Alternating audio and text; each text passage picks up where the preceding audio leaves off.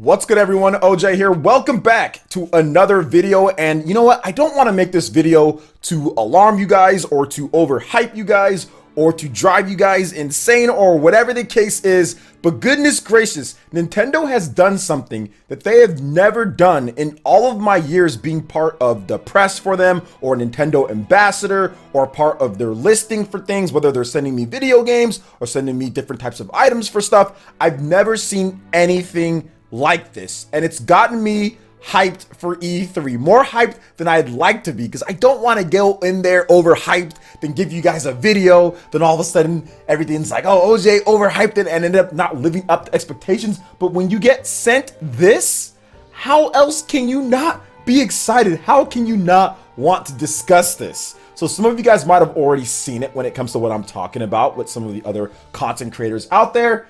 But I guarantee you many people don't have these, okay? So I'm gonna show you it. But before we get into that, guys, please make sure you hit that like button and also subscribe if you're someone new. I will be streaming today's Nintendo Direct, and I will have coverage afterwards. So whether you watch this video not at this point or later or whatever the case is, will be good, okay? So let's go over when the show starts, and then I will show you guys pictures of what I was sent and some of my thoughts, and also recapping my video recently where I talked about how Nintendo could steal the show. So here's what Nintendo of America had to say. This was yesterday, technically. It says, see you tomorrow, 9 a.m. PT. That is 12 p.m. ET. Tune in for a hashtag Nintendo Direct with roughly 40 minutes of info focused exclusively on hashtag Nintendo Switch software. Mostly releasing in 2021. I repeat, mostly releasing in 2021. So that means that there will be some 2022 games. Followed by around 3 hours of gameplay in hashtag Nintendo Treehouse Live E3 2021. Once again, I will be streaming the show. I'll be going 3 hours live before the show starts. So we will be here talking about stuff, going over predictions, and like I said, I don't want to overhype because 40 minutes is not an hour and a half. So that doesn't mean they're going to be able to show like 5 billion games and it's going to have F-Zero and Star Fox and Metroid and Legend of Zelda and Kid Icarus and everything that you want all wrapped into one. Heck, there might be some of those, but I'm not going to sit here and say there's going to be everything that everybody wants. Mother 3, brand new Mother game, brand new Pilot Wings, everything. It's only 40 minutes long, okay? So that's just one thing. So I don't want to super overhype you guys, but I'm just saying for my own thought process, it's hard to not get hyped because I'm actually holding this in my hands, but I'm going to show you guys the first picture. I have this box that Nintendo sent to me. This was yesterday, right? So the day before, it was afternoon. I have no idea. Nintendo did not tell me they're sending me this or sending anybody this, but they sent me this box and it looks really cool. It has like these glass designs and it says break in case of extreme excitement. Why would Nintendo's PR, their golden PR, send me something like this if there wasn't going to be some hype stuff going on? Now, if you keep on going here, when you open this box, you open it up and oh my goodness, it says break in case of extreme excitement again. And then it has like fake glass here to where, I'm pretty sure I'm going to be able to break this. I'm not sure. I think I'm going to punch it a couple times. Okay, so I'm going to break this if there's something extreme. So they're already trying to hype us up for something crazy happening. And there's freaking party poppers in here. I say there's party poppers. Yes, it says popper. And there's multiple ones.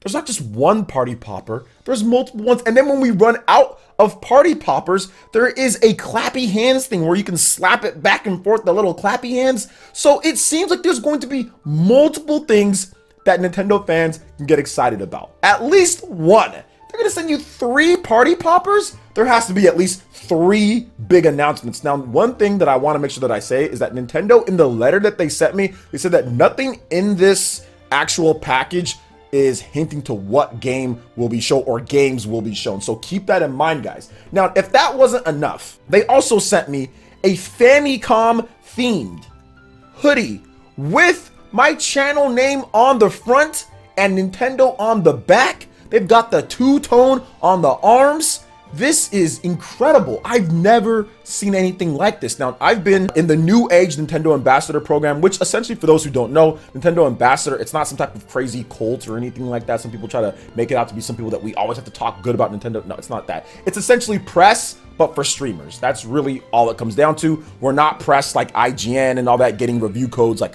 a month early or whatever the case is, or weeks early to review games and go on to Metacritic, but we're influencers when it comes to like streaming. So we get review codes for that, and we get certain types of items and stuff, which sometimes the press companies, they also get press boxes with different types of items and stuff in there too. So essentially all it is just like the streamer version of the press. That's all what Nintendo Ambassador is. People who are just kind of streaming a lot and create the type of like hype content and different types of like info and not necessarily reviews on games. But anyway, now that that's out of the way, because some people just sit there and say stuff, now that that's out of the way, Nintendo's never done this before. And I've been on the Nintendo Ambassador type of thing, or like on their list, since I think 2016. My first review that I got from them, or my first review code, or whatever you want to call it, was Hyrule Warriors back on the Wii U. You know, back on the Wii U 2014. And I actually had to, they shipped it to me and I actually had to send that back. So I've been getting some stuff. That was like the only game though back then. And then it wasn't until like 2016 I started getting stuff from them. And then I know like 2017, 2018 in the program that they started with the Nintendo Ambassadors. And then like recently they kind of like revamped it. So, I mean, this is crazy. I've never seen anything like this. I mean, I've covered multiple E3s for Nintendo, even underneath like their press or their streamer, or whatever the heck you want to call it, Nintendo Ambassador. I've covered multiple E3s, E3 2019, where they had that huge Legend of Zelda and all the different games that they had. Okay, they didn't do something like this. Also, 2018. You know, 2017, which they had a good E3 in 2017 as well. And I was covering all that, you know, and it's just crazy to me that they would do something like this if there wasn't going to be some heavy hitters, if there wasn't going to be some big stuff. I mean, sending me a hoodie with the name on the front. I mean, I would love to wear that hoodie during the E3 show, but it's way too hot where I live. It's like summer and that hoodie is kind of thick and it's warm on the inside. So maybe I'll hang it up behind me or something like that, or show it off more in my live stream. But either way, I'm extremely excited for this. Now, real quick, because I already talked about this in my video recently, so if you haven't seen it, make sure you check that out. But I will kind of just recap my own thoughts. Like when it comes to E3, Nintendo, like I made some jokes saying like Nintendo could save E3 or all that. Like Xbox already had a pretty good show. Limited Run Games had a pretty good show. Capcom's show was bad. It might even be worse than like Square Enix's show, you know, and all that. So you can clearly see that a lot of these companies are probably still affected by the pandemic, or just simply don't feel like showing anything right now at this point. But either way, like I still feel that like this show has been somewhat of a letdown when it comes to E3, and I feel that Nintendo with actual gameplay in 2021 games, because you have to look at it, you know, when it comes down to like stealing the show and all that. If Nintendo shows a bunch of games that are going to be this year, the Xbox presentation was fantastic, but they showed a lot of multiplats, they showed a lot of CG, they showed a lot of online multiplayer, and they showed a lot of 2022. So still a very good show, but there was just a lot of stuff that was next year, a lot of stuff with no gameplay, a lot of stuff with CG. You know, it wasn't stuff that was necessarily, you know, going to be stuff that we're playing this year with gameplay. And Nintendo is saying that they're going to be focusing exclusively on Switch software, mostly releasing this year. So if they come with a number of big games in their classic IPs for this year, at least maybe 2 to 3 big games that we're going to get our hands on in the second half of 2021 here, and like the one more thing with another big reveal, or like Metroid gameplay, like 2D Metroid gameplay announcement of that, or like Legend of Zelda Breath of the Wild, you know they're going to have Smash Brothers there. It's going to be a big character announcement, maybe 1 or even 2 characters like they did back in 2019. To me, that would be a way that they can steal the show. That can be a way that they can be like, okay, we kind of put our footprint on the show. We have the best one because we have content for this year that you're going to be playing now, and we also have content for you guys that's coming out next year. Heck, they've already detailed some games and announced some stuff that's coming out next year with Pokemon Legends Arceus, and also with Splatoon 3 Project Triangle Strategy. Those are 3 exclusives coming out in 2022. So they'll probably talk about those games, or at least discuss some of them, maybe 1 or 2 of them they'll discuss, maybe all 3 if we're lucky, just briefly. But I'm not sure if those will be there just yet, because there's still like a fall direct that they usually do. So yeah, looking forward to seeing more on that. But I think they're really going to talk about the 2021 games.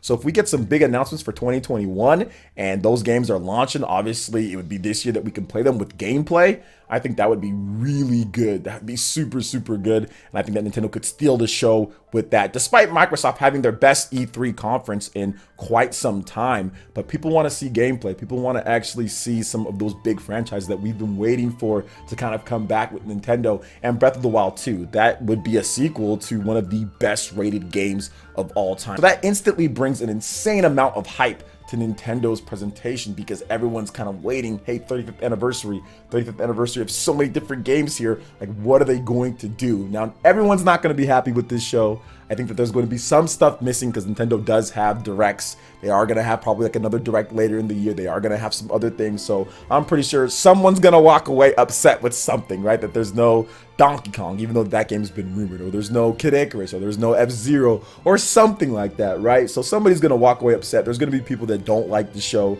but I think overall, I feel like there's going to be at least 1 or 2 big announcements. For me, I mean, I'd love to see Bayonetta 3. I think that would be something that would be dope to see. Obviously, Shin Megami Tensei 5 is a game that everyone is kind of like, hey, we need to see this because of the leak. But yeah, Legend of Zelda Breath of the Wild 2 gameplay, if they show that, if they show Metroid, 2D Metroid, and if they show like new Monolith Soft title as well, or Monolith Soft Xenoblade Chronicles X, or something like that coming over, to me, I'd be like, all right, I'm good. I'm good. I mean, I don't think Breath of the Wild is going to be 2021. I think that's probably going to be 2022. But if it was 2021, not only would I be surprised, but obviously that would be super hype if that was the big holiday game for this year, along with Pokemon Brilliant Diamond and Shining Pearl. But we're going to have to wait and see on all this, guys. Like I said, I'm super hyped about the show. I think it's going to be fun. I'm hoping that I'm not overhyping you guys too much. And like I said, while I want you guys to be excited and everything, also keep somewhat expectations in check. Don't think that there's going to be like 50 games all from Nintendo's franchises and everything's going to be super AAA and they're all coming out this year. But at the same time, I do think there's going to be at least 2 to 3 big announcements that we haven't heard about before, or new stuff that we haven't seen yet with gameplay for this year. So that should be fun, or maybe even early next year. So what do you guys think when it comes to this here, when it comes to my excitement? Let me know in the comment section below. All right, guys, that wraps it up for this video here. Check out the links in the description. We've got Twitter. Go and give us a follow on there. Stay up to date on all the latest gaming news and information. Also, make sure you like, comment, and subscribe, and share this video if you can. Thank you guys so much for watching. We'll catch you for the next one. Peace.